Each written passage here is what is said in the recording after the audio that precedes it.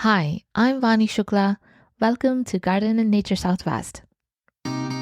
Bird migration season has started in the Southwest and it will continue to increase through the months of September and October. So you have plenty of time to watch some amazing birds that usually you do not get to see the rest of the year. But the thing is, how do you increase your chances of seeing more birds? You are probably going out for bird watching, you go for walks in the nature, and maybe you plan birding tours. You're doing all that. But is there something else that you can do without significantly altering your daily schedule, without having to make specific plans for bird watching? Can you do something else to help you spot more birds during the season? And this is something that I'm sharing in this episode. There's something that we did in the last 2 years that has made a big difference in the number of birds that we are able to spot in the migration season. So in the first segment of this episode, I'll be telling you about an idea which will work best if you have a home garden. It doesn't matter what the size of the garden is. It could be a small garden or a big garden or balcony. Doesn't matter as long as you have a garden. In the second segment of the episode, the ideas are about the spaces that are outside of your home garden. So let me first start with the thing that I believe can make a big difference in the bird sightings that you have in your own home garden. It's a simple setup, indoors and outdoors. It's simple but practical. So let me tell you how it came about and what exactly the setup includes, and how can you modify it according to your own space. So in our kitchen, the kitchen counter window looks outside towards the backyard garden. Just outside the window is a small patio, a brick patio that is open, does not have any roof on top. So it's a square patio, 10 by 10. In the left corner of the patio, there are 2 raised plant beds on either side, one on either side of the corner. And then next to the planters is a redbud tree. It's about 10 feet tall and maybe about 8 feet wide. There's a little small area of shade underneath, and that's where we have a bird bath with a dripper. The distance of the bird bath from our counter window is maybe about 10 feet, 8 feet, something like that. Now, further outside of this little patio and the tree area is the rest of the garden, and a large part of the garden can be viewed from the window. So we would often stop at this window to look out a squirrel which was on the boundary wall, or a quail, or sometimes a bird would be sitting on a tree or a bush. Same thing with butterflies. We were often stopping at this window.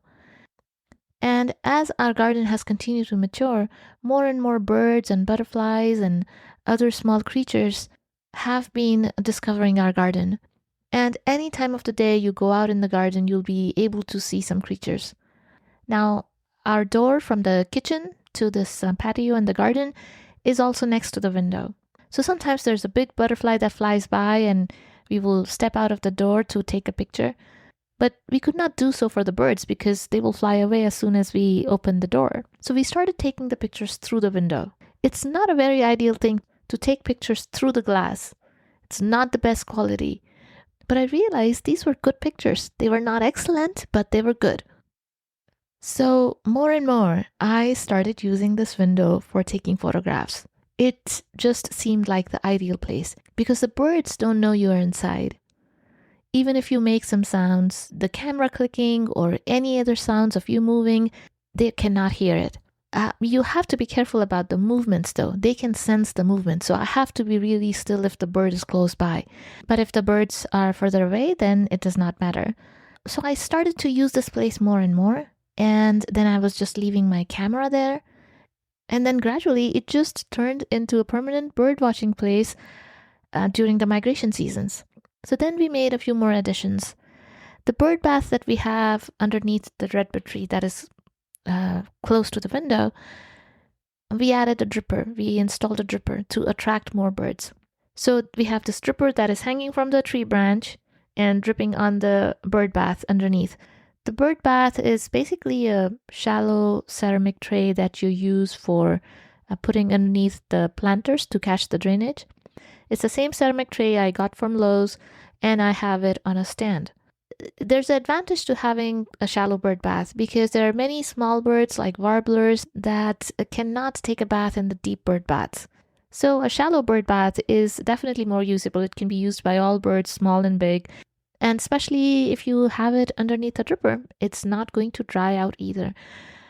What else is there in this outdoor space? It's not just a dripper that works, because if you place a bird bath and a dripper in a place that does not have much vegetation, does not have any trees or bushes, it's probably not going to work that well. So what also works in this space really well to bring birds and keep the birds a little bit longer in this place is a lot of different types of vegetation. As I said, there's a redbud tree there. It's not fully grown yet, but it's a decent size. The birds get place to sit on its branches. It provides a little shade underneath. It provides protection to them. Often I see some of the birds, they do not like to really go much on the ground. They go from tree to tree. So they're going through my garden from tree to tree and then end up on this redbud tree, and then eventually make their way to the bird bath. So often they're hanging out for quite a while on the redbud tree, or after taking a bath, they would go back to the branches of the redbud tree. They're drying themselves, they're grooming themselves. So it provides a good location. And I think any small or medium-sized tree could work if you have a small patio, a small garden.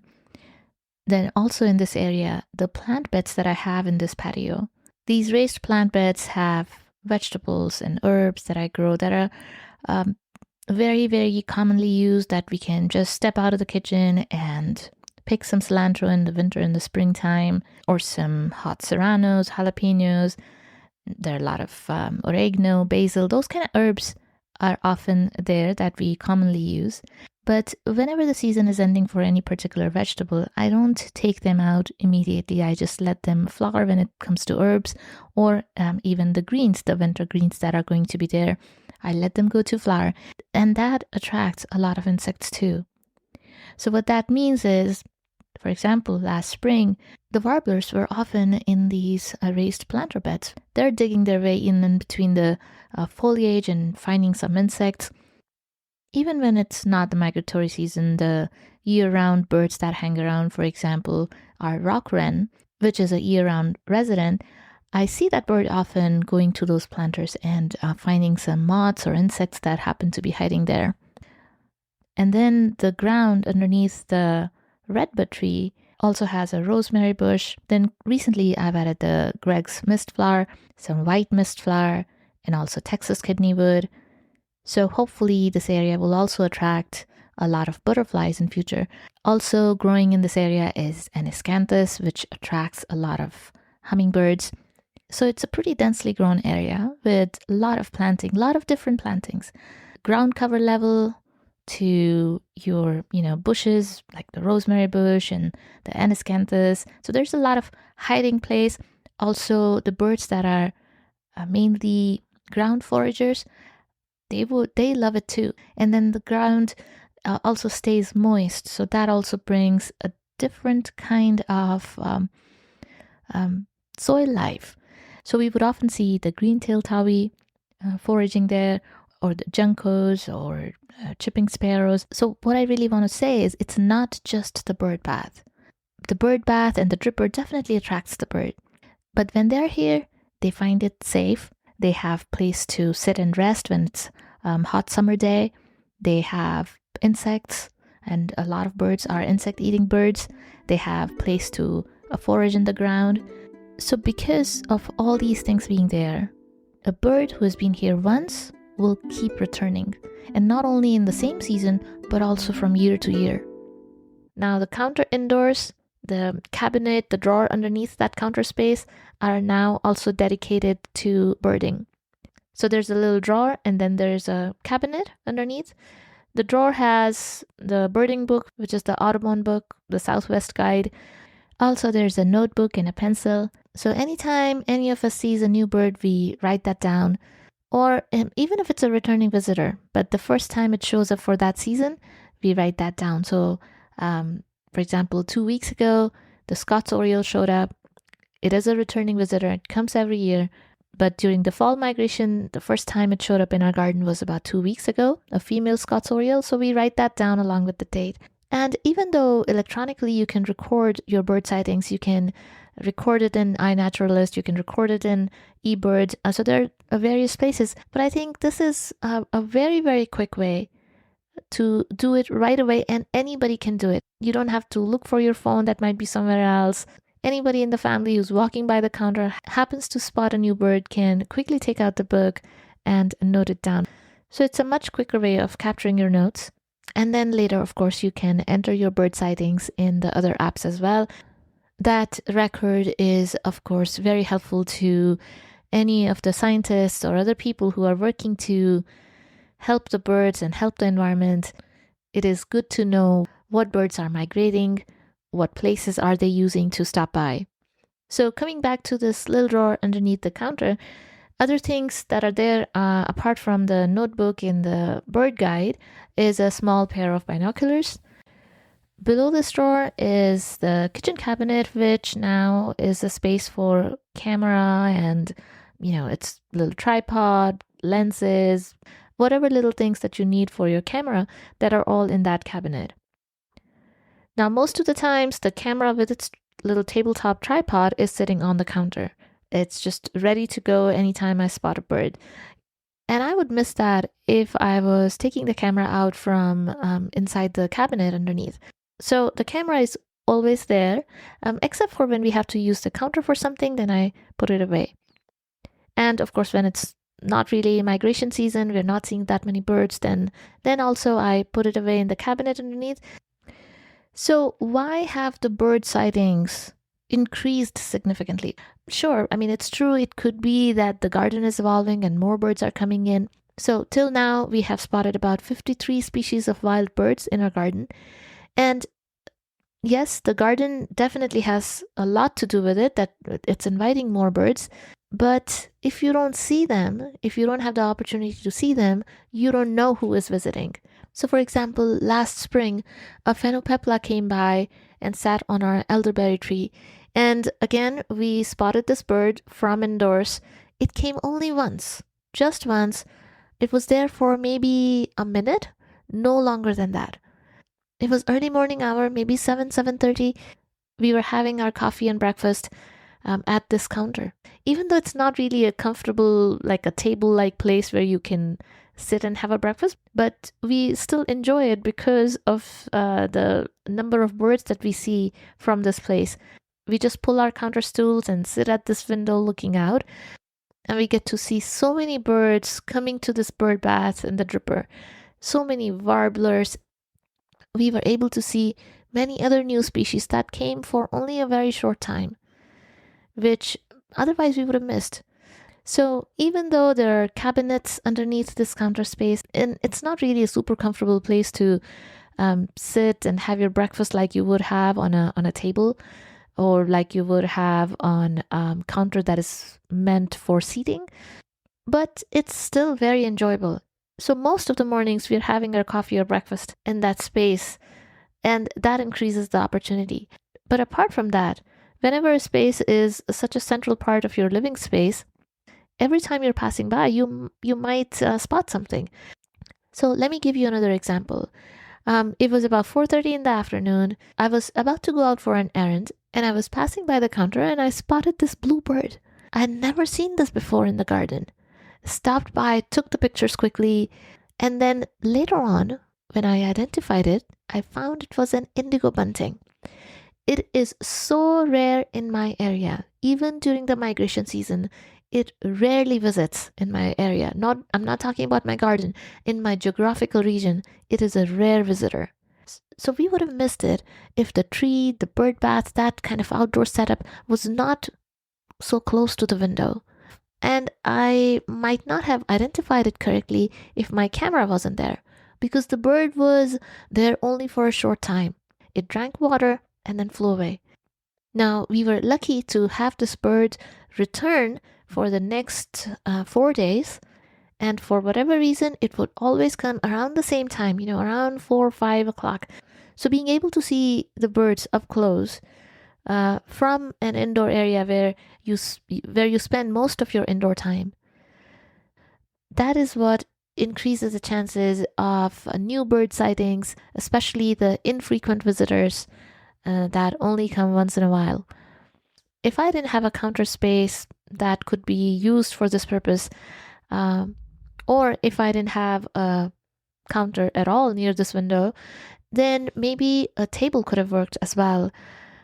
That might be a situation in your place. Maybe you don't have a kitchen counter window, but any other window in your living space could have a table next to it. Having a table next to it makes it more convenient because you could pull your chair, you could be doing your work, you could be having your meals. It just makes it a more usable space. And you could also use the table to place other items, maybe a camera on top, but even if it's not a camera, there could be other things like a binoculars or a notebook. Maybe you could place some sort of storage underneath that table, a little wire shelf, a little, pull-out cart or something, or a little drawer chest under the table that could house your, notebook and binoculars, camera, whatever you need right away if a bird comes by. And of course, as I mentioned, the evolution of your garden, the maturity of your garden makes a big difference on how many birds are visiting, especially if you're trying to make it a wildlife habitat, then the birds are going to be coming in, no question about that. But even if it's a small garden, a balcony or a patio garden, you could have a number of native plants that could bring in hummingbirds and other small songbirds, and you could make a great place indoors to observe them from indoors. Now, this kind of an indoor setup does not replace us going outdoors and doing bird watching. We do that too. We've been doing that for many number of years. We go out in the nature, we go out hiking and bird tours. We do all that, but this is something additional that becomes the part of your indoor living. And another big benefit is if you need a quiet time, just a couple of minutes, just 2 or 3 minutes of a sort of a meditation, you could say. Just looking out the window and watching that bird taking a bird bath, in the middle of the day or maybe before you're rushing to work. Just taking one moment, just taking 30 seconds, 1 minute to just quiet your mind, looking at that bird, and then stepping out the door with a more calm mindset. It does make a difference. And for kids, this can be really nice too. It is very difficult for a kid to sit quietly and meditate, or even just sit quietly, forget about meditation. But watching birds every day in the morning, it's a great activity which they can easily focus on. It's a great routine that can become a part of every morning, and it does not take away from the rest of the things, the chores, other things that you got to do in your busy life. It's the kind of a quiet time that they would intentionally like to go to and spend a few minutes watching the birds.